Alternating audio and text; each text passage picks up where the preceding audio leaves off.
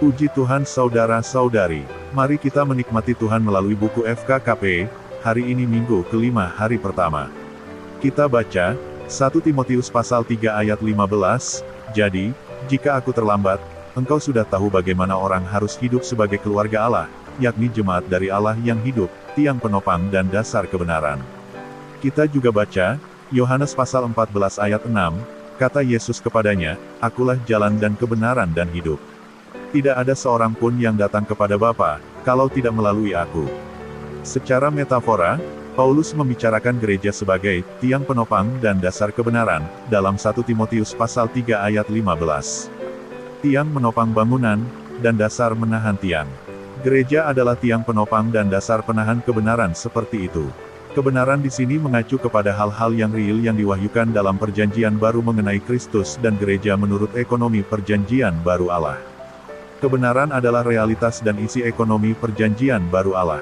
Ekonomi ini tersusun dari dua rahasia, Kristus sebagai rahasia Allah, dalam Kolose pasal 2 ayat 2, dan gereja sebagai rahasia Kristus dalam Efesus pasal 3 ayat 4. Kristus dan gereja, kepala dan tubuh, adalah isi dari realitas ekonomi perjanjian baru Allah. Gereja adalah tiang penopang dan dasar penahan semua realitas ini. Suatu gereja lokal haruslah menjadi bangunan seperti itu yang menahan, memikul, dan mempersaksikan kebenaran, realitas, tentang Kristus dan gereja. Pembacaan hari ini, bagi Allah, gereja berfungsi untuk memikul semua adanya Allah sebagai realitas, kebenaran, dari alam semesta. Kata realitas, itu lebih baik daripada kebenaran, dalam menyampaikan makna yang tepat, karena kebenaran, bisa disalahpahami sebagai doktrin. Ini bisa menyebabkan orang berpikir bahwa gereja memegang doktrin-doktrin. Tidak, gereja bukanlah untuk memegang doktrin-doktrin tetapi untuk memegang realitas dari segala adanya Allah. Dalam alam semesta, hanya Allah adalah realitas, segala adanya Dia, adalah realitas, yang dipikul oleh gereja. Kita di sini sebagai gereja, rumah dan keluarga Allah, memegang realitas dari segala adanya Allah.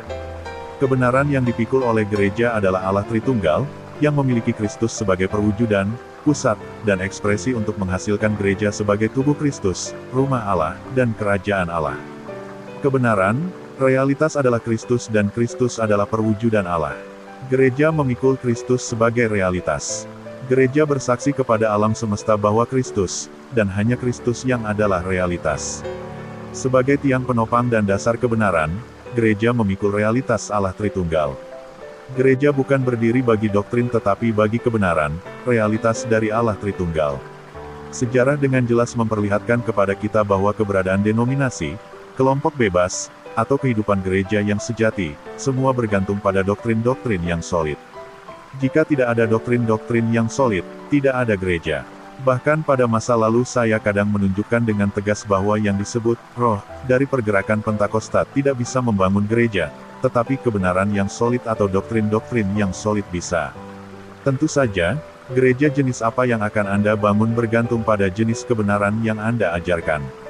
Sejak tahun 1962 di sini, di Amerika Serikat, kita telah sangat menekankan bahwa gereja-gereja dibangun bukan sekedar oleh doktrin-doktrin tetapi oleh Kristus, oleh Roh, dan oleh Hayat. Sejak waktu ini sejumlah besar berita telah dilepaskan mengenai kebenaran. Selama bertahun-tahun, kita telah menekankan Kristus, Roh itu, dan Hayat. Dalam semua berita, yang kita hakimi adalah doktrin-doktrin yang kosong dan mati dari huruf-huruf yang mati.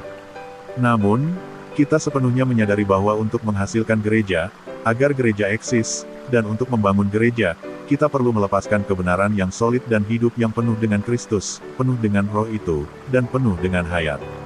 Jalan Allah untuk melaksanakan ekonominya adalah untuk menggunakan firman kudus-Nya. Amin. Demikian pembacaan kita hari ini. Tuhan Yesus memberkati.